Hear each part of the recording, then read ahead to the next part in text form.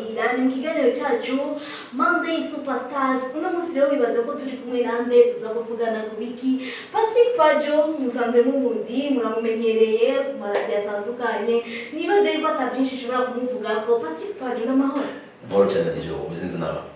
Uno munsi rero twabemereye yuko amakuru ashushe Patrick Pajo bisanzwe ko biravugwa cyane ku banyabuhinga bacu, urazi ko aribyo twabemereye. Tukwibutse ugire subscribe kuri Indundi TV, hama uheze ubandanye uri kumwe natwe mu makuru yacu atandukanye, nk'uko twama tukwemerera yuko umunyabuhinga wese ahari turamukuzanira ibyo yavuze, ibyo yakoze, ibyo yanditse, byose turabikuzanira. Patrick Pajo ku nkuru nk'uko twama tukwemera, twama tukuzi, turazi ko Patrick Pajo atankuru nimwe abuze yatuzaniye. Reka abanze agire icyo atubwira hama tubandanye. Urakoze cyane Dijo, amakuru ni menshi mu banyabuhinga n'ubumenyi no mu gihugu cyacu Burundi. Ni Indundi TV, menshi makuru wacu dukunda cyane Dijo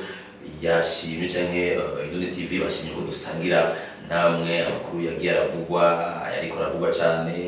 byimirije bizuba. N'ibisita byinshi barazi ko Indundi TV ifise kubabwira abaririmbyi izo ndirimbo zasohotse, ababwirije abakinyi batandukanye, aba mu nkino z'umupira w'amaguru, aba mu kwinonora imitsi ibyo bita atletisme, abanonotsi, ariko kandi hariho n'ibindi byinshi by'aba top model, abamannequin, aba miss usanga biriko biravugwa hirya no hino.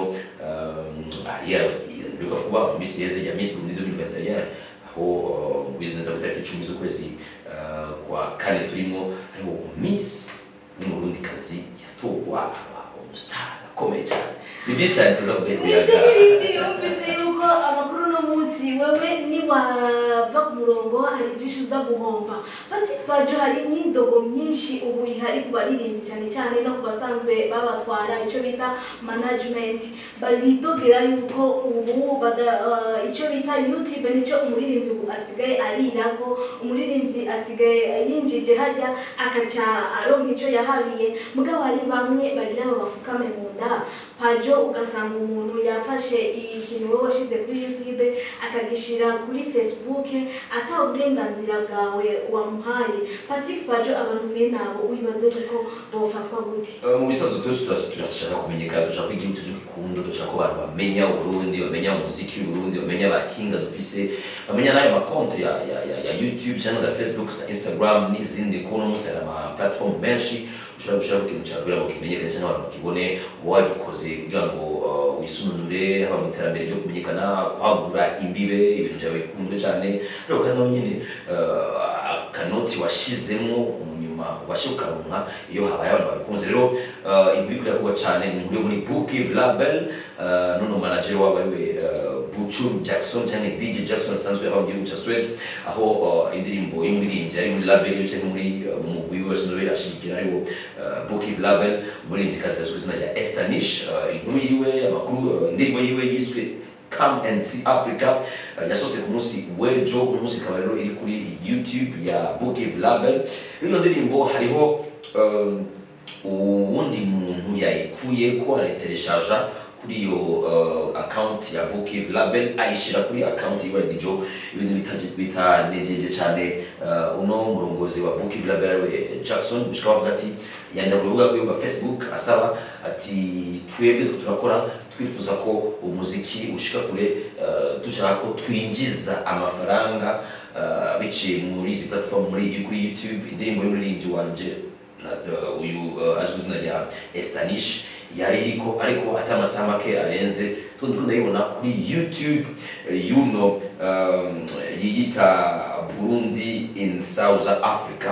niko yiyita Burundi in South Africa, niyo konti ya YouTube iriko amusaba ati yikureko kuko uri kura duhombya n'abandi babigira gutya bariko baradusubiza inyuma mu rugamba twatangiye kera kugira ngo turwanye biraza kurana. Ariko abandi benshi hariyo amakuru menshi ariko aracaho, amakomantere menshi baragerageza kugusigura kumbwira ati ibi bintu twarabivuze byaravuzwe kera n'umuzi ko yaravugwa mbere ko Jackson wowe uzubishobora na Jackson. Hari abandi bati ni iterambere, reka bayirabe bamenyekane biciye kuri zo YouTube cyangwa ku yindi zindi strategy ni promotion kuri umuririmbyikazi kuri iyo ndirimbo yashobora gushika kure hako gusa iguma kuri YouTube aho nije no kuri izo za website nize kuri YouTube nize kuri Facebook n'abandi bayironke. Rero ibi Jackson bimubabaje cyane ati nagahombo aho yarenze arashabura cyane akoresha n'ishabati utayikuye ko umunsi 12 ndaza kwitwarira ndaza gutorera bizagushika umutungane kandi uraza kubona ico jewe Jackson ndi rero ugomba kubikomeye cyane. Urumva nibyo nko ku muntu ayitoye uko nyene akacayishira ngaho urumva ko ari amahoro kuri we bwa ku muntu yoba yarakoresheje uburyo bwiwe akaba yaratakaje igihe kirekire urazi ko ari n'indirimbo byagoranye tutari tumenyereye kuri uyu muririmbyikazi gutevya video n'indirimbo yarekuwe audio ngabo video ukabona umengo iriko iracererwa ndetse ni ibintu byabatwaye umwanya muremure kugira baheze bayishire ku mugaragaro.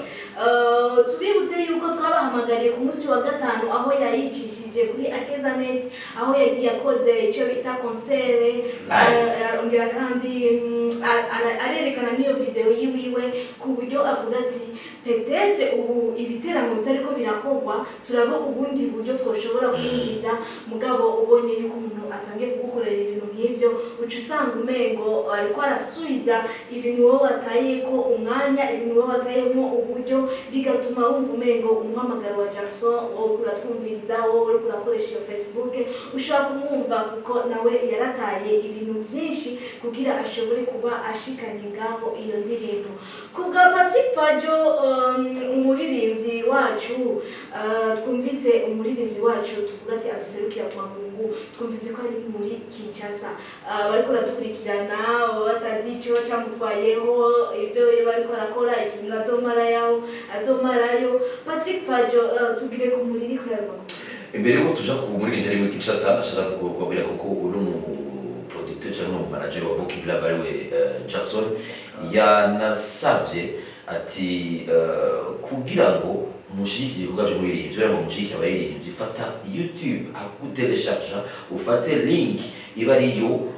ushira kuri page yawe personnellement kugira ngo udufashe kumenyekanisha umuririmbyi canke ufata ka video gato k'iminota mike kaba ariko ushirako hamushireko na link kugira ngo uhamagare abantu kuca baja kuri ya YouTube kugira ngo ibintu bifate nzira. Rero umuririmbyi mu Burundi asoze aba mu gihugu ca Kenya nawe se ubundi ni champion n'imbona Kidum wewe muri kino gihe ari mu gihugu ca Republika Iharanira Demokarasi ya Congo aho Kidum amakuru turonka no Kidum bivuga ko agiye gukora indirimbo n'umuririmbyi w'umunyakongo hariya Kinshasa. Kidum koko umuririmbyi yobarinde biga abaririmbyi benshi urangiranwa ko tuzi ko usanga kenshi bataba Kinshasa usanga bibera mu bihugu byo hanze. Kidum yagiye kuvugana nani Kidum yagiye kuyaga nani uzamumenya no kuri page ziwe canke ku mbuga sanzo koresha nta makuru menshi tubona gusa ifoto ya Kidum yibereye imwe mu mahoteli y'Kinshasa yambaye nyene nk'umustar turamuzi Kidum kuno bameze abantu bamerewe abayambaye nk'umustar abayambaye ari class ariko twatunguwe kubona ikoti yambaye ari ikoti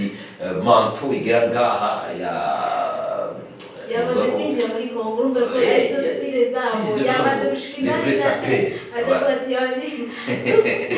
ati kwijo bibaze ko Kidum ari n'umuntu asanzwe azwi cyane ashobora kuba yaratumwe ko n'umuntu ataramenyekana kugira amumenyekanishe cyangwa iyo banawe agiye kurondera collabo twizere ko ibyo byose bishoboka ni mu gihe Awilo Longomba wewe ntari hangaho nabo bivuga yuko yoba yagiye kuba ariko arakina sinema na Mugani Desire. Sinibaza yuko tujye tugiye mu byo kwibaza byinshi nitwo mutora uwo muntu n'ingoga mbwa twibaze yuko ko yarenza ashika muri ico gihugu ntazova ngaho tutarabamenyesha makuru yose uko ameze n'ibyo yagiye gukora narijya ibyo bakoze dutegereza kubishira ku mugaragaro ibyo bakoze nawe nyene baba bashaka yuko bishikira mwebwe abakunzi babo mwebwe mubashigikira. Igihari adijo nuko gusa uravye kugenda kwa Kidum Kinshasa biraboneka ko ashaka kwagura imbibi birabona ko Kidum ari umurinzi wa kera mu Burundi yatanguye mu myaka ya 1990 indirimbo yiwe ya mbere canke album yiwe ya mbere waramenje twayimenye hano mu gihugu cy'u Burundi muri 2001 mwaka wa 2001 ariko yari yakozwe mwaka wa 1999 rero kubona atamuririmbyi akomeye cyane twavuga mu karere yarabuze gukorana nawe keretse barinje muri Tanzania barinje muri Kenya barinje mu Rwanda amaze gukorana nabo ko muri ibyo muri Tanzania amaze gukorana nawe ni Lady JD muri akomeye muri kazi Lady JD arakoranye na Peter Musechu indirimbo zakunzwe cyane ariko muri Kenya yarakoranye n'abaririmbyi nka Nameless yarakoranye mu Rwanda n'abaririmbyi batari bake rero kubona yaguye akari akaja muri Congo twite ikintu gikomeye kuko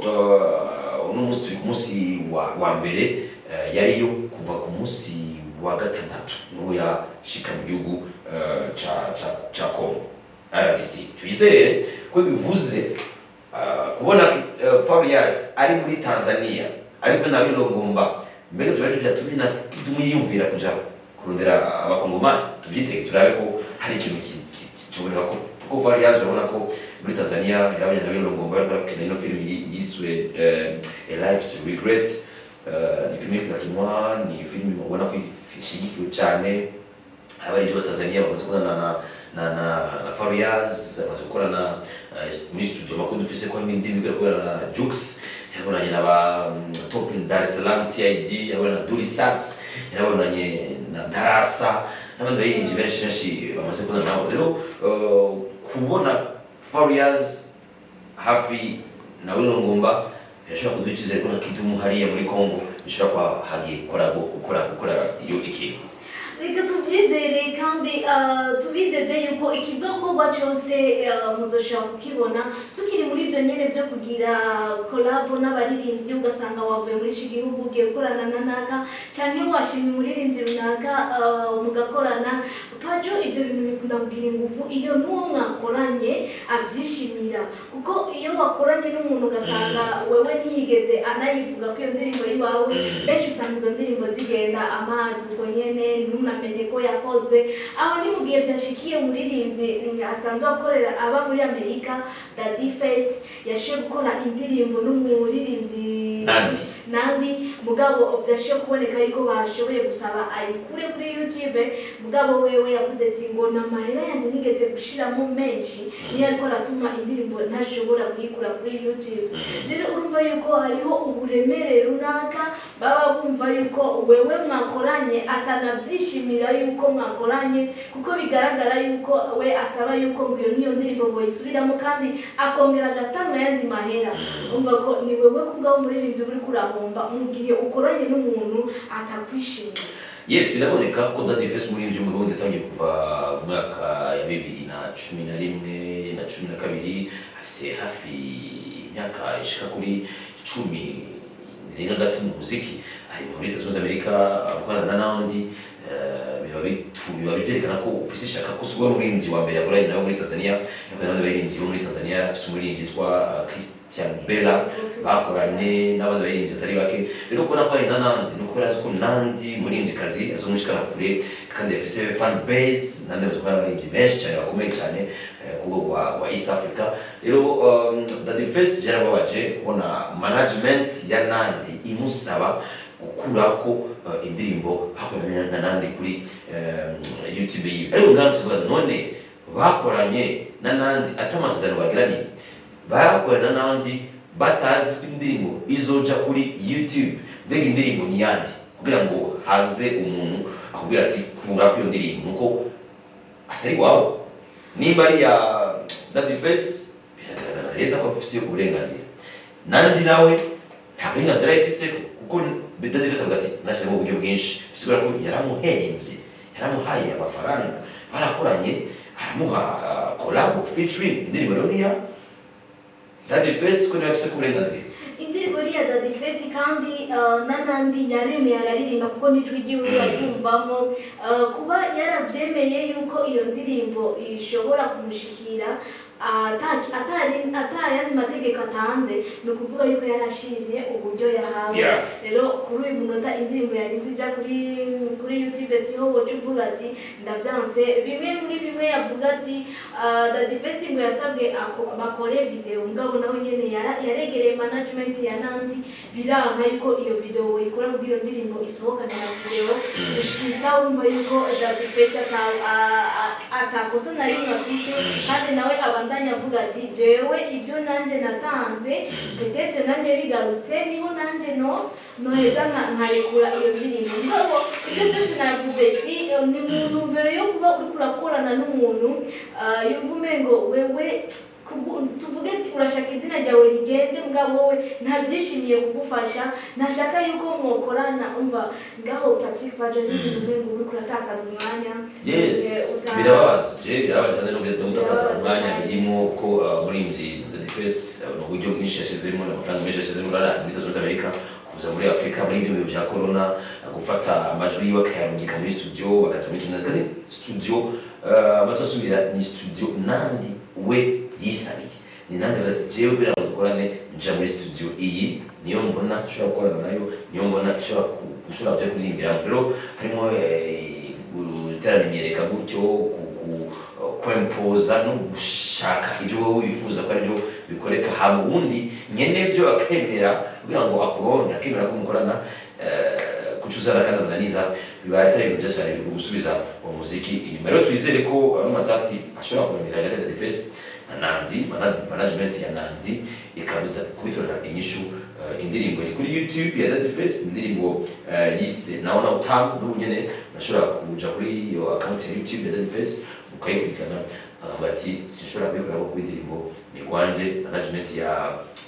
Nandi nivugana na Nandi ko je na Nandi twahejeje. Uzi yuko rero ibyo byose tuguma tubabwira ni indirimbo muza kwibonera mwenyene, muraza kubona yuko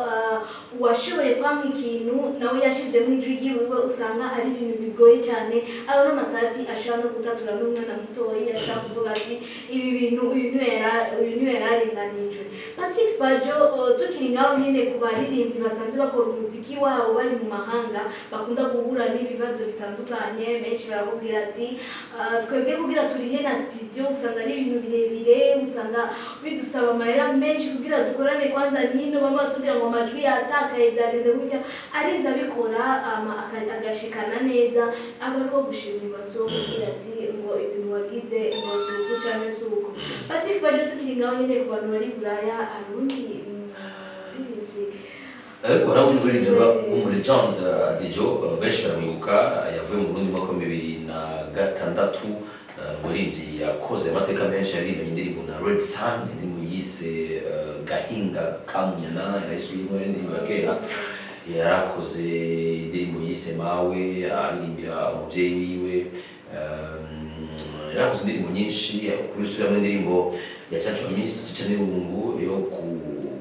kuranda hommage kugira ngo nitumwe twibagira umuririmbyi yitavye Imana Chacho Miss. Rero ni kijanya nyuma y'imyaka myinshi ataririmba, imyaka myinshi atakora indirimbo ziwe album kuko afise compilation yashize hamwe indirimbo kuri 12. Dufise amakuru ko Kijanya ashobora kuza mu Burundi mu kwezi kwa ndwi, n'amakuru tugitohoze dufise amakuru ko ashobora kuza mu Burundi kandi akazoza azanye album ya gospel. Turamenya izina ryayo tumuzi ariko na DJ Nicola muri byo mwangi muramenye mu ndirimbo yise ku gasozi kakure n'abastare bari barakunze cyane. Abastare ndamusaza cyabujumura ko uyu muririmbyi Kijanya yavukiye muri zone ya Nyakabiga, yarakoze byinshi cyane mu myaka ya 2022 yararimbye ma orchestre atandukanye n'umusaza cyabujumura, yaraciza Havana, yararimbye ma kermesse za international, yarakoze byinshi cyane mu muziki, afite ijwi rikomeye cyane. Yarigize ko afite umusage dread arazikura mbega ko yakuye umusage kure ngo akizwe ariko je sinazi kuyikora n'izwe bitandukanye na Patrick Pajo sinagejeje ariko Kijanya wewe tuzobonera n'yatubwire ko muri impamvu ushobora kuba na kuri dread ariko makuru dusingo afite album iri kurakogwa y'indirimbo za gospel. Usundi ni Thierry Kijanya n'umunsi ari muri Toronto hari Canada. Tuzere ko album zoya album ya gospel ikomeye cyane. nyoba ari ikintu gishasha mu Burundi, abaririmbyi benshi barakunda kuva muri ibi bakaja muri ibi, ugasanga bakira bandanya amakariyeri yabo. Nizere kuri we urinze ugira album yose Pajo, hari ikintu ari abashira kamwe ka gospel muri album, ngafashe album yose muri ya gospel, hari ukuntu nyene bawahinduye niye wavuye muri bya bindi wahora ukora. Nizere ko nawe nyene azoshobora kugira icyo atubwiye niyamara gushika ngaha. Abarundi turi ngaha kubwanyu kugira tubashikirize amakuru y'abaririmbyi bose muba mukeneye, tubashikirize izo nkuru zose muba mwumva umengo zirabadidaniye, byose turi ngaha kugira tubibashikirize. Azobaje akurikira mu nzira ya Sukuje, azobaje akurikira ariko Sukuje ni profete, ubu ni umuprofete akomeye cyane Sukuje. Birabizogora kugira ngo asubire aririmbe, ariko uyu Thierry Kijanya wewe ni indirimbo acari muri ya domaine y'indirimbo, acari muri domaine y'indirimbo ahinduye ubutumwa. Rero turindire Kijanya atutuzanire iyo album yiwe shasha, uko afise indirimbo nyinshi yagiye arakora zageze zirakundwa. Afise numva ko afise best of Thierry Kijanya indirimbo 12 ko nagenda ibabwira umuririmbyi yakoze amateka. Umuririmbyi yaririmbye indirimbo nka uranunga mu bandi yayisubiyemo ntiyayigwiwe. Afise album, afise indirimbo yise uranunga mu bandi nje kubwira, afise uraberewe mawe, afise Stand Up Africa, afise Mbaigwande, afise Rukundo, Nakupenda, watu wali kumwe na Nuyu Monica, afise Bin Coin, haicha ndirimbo ni yitwa Santwa. Izo nizo ndirimbo urashobora kuja kuri YouTube ukandika best of Thierry Kijanya cyangwa ukandika Thierry Kijanya ukabona izo ndirimbo zose ukatuzumviriza. Nubwo yohindura, nizere ko abakunzi baguma ari babandi kandi abandanya bashikiriza bwa butumwa nyine muba mumushaka ko kubaririmbyi ntidushaka kubajija cyane. Iyo wumva yuko uri mu mwuga uragenda mu mwuga, iyo wumva ko ushaka kuririmba ibi ukaririmba rikaguma ari rya jwi wawe. Siwe wenyine ndijo amaze kuririmba Imana cyangwa Imana turabaze penshi. Abana benshi bacishamo indani nka Kidumurirwa karirimbo kiwe abantu bacha bavuga ati Kidumu yakidijwe, Kidumu yanabatijwe. Adonai ya Fariaz ari kumwe na Prince Mshindi hamwe na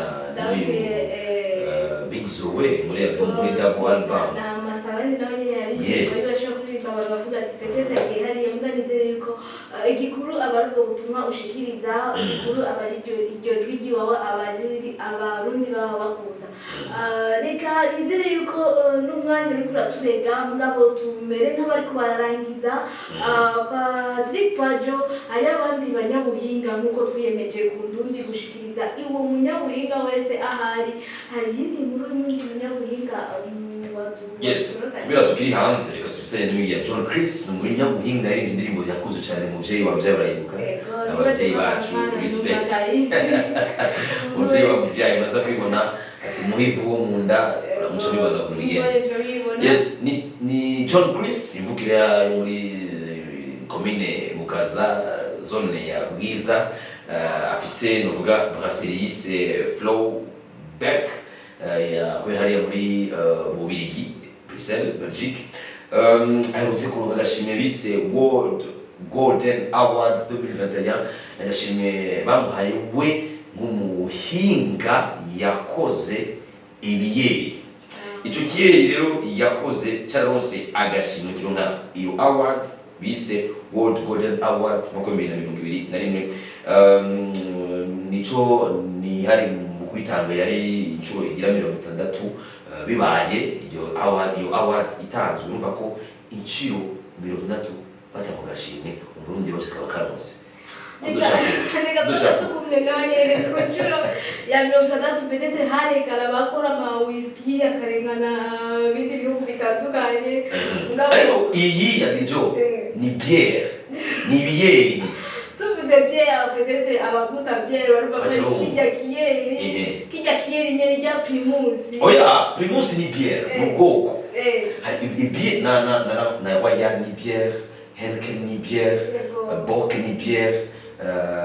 Iyo bière yiwe ni bière yise gutega mbega. John Chris yayise Red Flow Bio. Nizere ko abakora public rero bamaze kugutaba kumva bashaka kutubwira gere ba numvise Flow Bio nico kiye caronse iyo ako gashimwe from Burundi none yayikoreye muri Belgique Mugabo ariko Burundi ivyakoreye- niwe yagikoze yagikoze n'ibyo akoresha n'amaproduit ya hajya cyangwa n'ibintu Birashoboka. bigamusanga hariya birashoboka kuko niza Inteke zacu usanga uburo gusa uburo amasaka ibigori ukoze ibintu bya byeri tuzamurondera John Chris Ego. atubwire ruvuga matière igize iyo bière yiwe yise Red Flow Bio yaronse agashimwe ko afise brasserie avuye kwitwa brasserie yiwe yahinguye ico kinyobwa ico kiyeri yitwa Flowback niko yitwa twizere ko John Chris azotubwira byinshi kubijanye je tumushimira tumwoti kudo chapeau abarundi aho bari bariko barakora byiza sinzi ko bibuka ko aho n'undi kazi ari muri université ya umwigisha muri kaminuza hariya muri Leta Zunze Ubumwe za Amerika yavumbuye umuti ushobora kuvura indwara y'igituntu umva ko ari ibintu bikomeye cyane ubundi kazi akora byiza cyane ibikora inka mu maguru akumva urundi mu Burundi kazi w'umwana yitwa Sada kina tennis ibice bigacika makungu yose ni benshi cyane abo n'abaririmbyi abarundi tubandanya twigaragaza tubandanya twereka ibyo dushoboye byose icyo ndamwemereye John Chris nzoyikuta ko mu myuga ayizana ayikuye hariya ayispote izenga kimeze hama n'abarundi bavuga ati ahubwo ubu bisigaye biva mu makungu biza mu Burundi byakorewe yes turafise ibintu by'aba Miss and Mr ni itariki 15 no mu Burundi gisagara cya Bujumbura hazoba ihiganwa y'aba Miss and Mr ubwa mbere mu Burundi kandi amahiganwa ya Miss and Mr ahora aba ku rwego rwa Afrika aho abanyafrika koga n'umuhungu baba bakoze cyangwa batunga ibihugu byabo baja mu bihugu bindi guhiganwa rero Miss and Mr umwigeme n'umusore beza urabona no bimeze iyo bigoye tumaze kubona abakobwa nyene baba baserutse nk'abamisi umumista turibazaza bameze gute barabati ubumeze benshi bazi ko barabanga ubwenge bakaraba ubwiza donc ibyo byose azoba bikwije uwo mumista kirasiba abandi babaterura ibyo mugasanga umwana gute oya ni Miss and Mr yubu ni première edition iri kuraba cyangwa iratunganywa yatanguye kuva mu mwaka uheze niyo watangiye cyo ndavuga lancement yayo kugira ngo abantu bamenye uko bimeze ni Miss and Mr rero ni umukobwa atari mu bamisi batogwa kujya twabibonye mu itariki 10 kuri Miss Burundi 2021 ni mu bamisi b'abanyamideli b'abandika ariko kandi n'abamista b'abandika ni Miss and Mr Fashion Burundi First Edition rero izo itariki 15 z'ukwezi kwa gatanu azari muri Saint Paul de quartier Kinindo sud ni avenue Ndamukiza niho rero bizobe bivuga ko byatanguye mu kwezi k'umunani biyandikishije ofisi hagati y'imyaka 10 n'imyaka 25 niho bashobora kwiyandikisha entre 18 ans na 25 ans bakiyandikisha bakaba bakabasuzuma amametero bafise ni metero y'imyaka metero 65 ukaba utarenza ibiro 65 kabo biri urumva ko ibisabwa byonyine biramuramo ibisabwa byonyine ntibirekure yuko urarenza 25 bavuga ati udafise n'umwana amagitere nayo ndafise ego aho ni ku mukobwa ariko kandi no ku muhungu kaje yuko ufise imyaka entre 18 ans à 30 ans urumva je ngo sindimwe imetero y'imyaka 8 zifise ibiro 60 ndashobora kuba ndabirenza urumva nuko rero ingano yamukurira amaje kujyabona ariko 30 ans ndayirenza 30 yes nuko turashimira cyane initiateur wayo witwa Jimmy Alberic Jean-André ari nawe mu bigi niwe baratunganya iryo higanwa nizere ko rero bizogenda neza tumaze kumenya ko meri ya Bujumbura imaze kwemera gushigikira no gufata mu mugongo rino higanwa izoteretswe star haje ibyo bintu biba biryoshye no gushigikirwa kuko biratuma n'Uburundi bumenyekana mu makungu ugasanga hariyo amahiganwa abantu batahora bibaza babonye ko yatunganijwe muri kijya gihugu n'ubu nyene usanga ubuhinga bugurukana bumenyi bushikana ibintu kure bituma umengo umuntu wese umunyamahanga aje avuga ati Uburundi bya bindi nabona reka ngende ndabe babandi beza babandi igihugu gitunze usanga ari byiza cyane cyane kubakunda Burundi n'abarundi ni kuri iyo nkuru nizere yuko tumaze kubashikiriza mwumvise byinshi twashoboye kubashikiriza reka tubashimire cyane cyane ni muri Monday Superstars twama turemera iminsi yose yuko tubabwira amakuru y'abarinyabuhinga batandukanye ababishoboye ntiduhengeshanya kubegera no munsi rero twazanye umwe mu usanzwe abizobereye mu twita muri legend Pajo asanzwe afise amateka menshi abasanzwe bamuzi barabizi ibikorwa byo akora ndetse n'amakuru aba urumva yuko ari amakuru usanga atomoye azwi cyane urumva yuko ari umuntu Pajo umuntu muri Buja Flavor uvuze Pajo atamuzi ari ibintu abakeneye kwiga kugira ashike kuri nivo yo kumenya Buja Flavor mu uvuga Pajo namumenye reka turashimire twizere yuko ubutaha tuzoba turi kumwe uko twabibemereye nuko nyene tuzokoma turiko turakorana mugira aho muba mubahwe ni kuri indundwi.com mugira subscribe ugire share ugire comment hama tubandanye duteza umuziki wacu ndetse ibyacu tubikundishe abandi ndagushimiye cyane Jo Shimishana na wakozi wa Indundi TV. Bye bye. Reka tugushimire ngera ubutani twabukenera uzogaruka. Je ndi tayari. Ndaha kabisa. Murakoze cyane.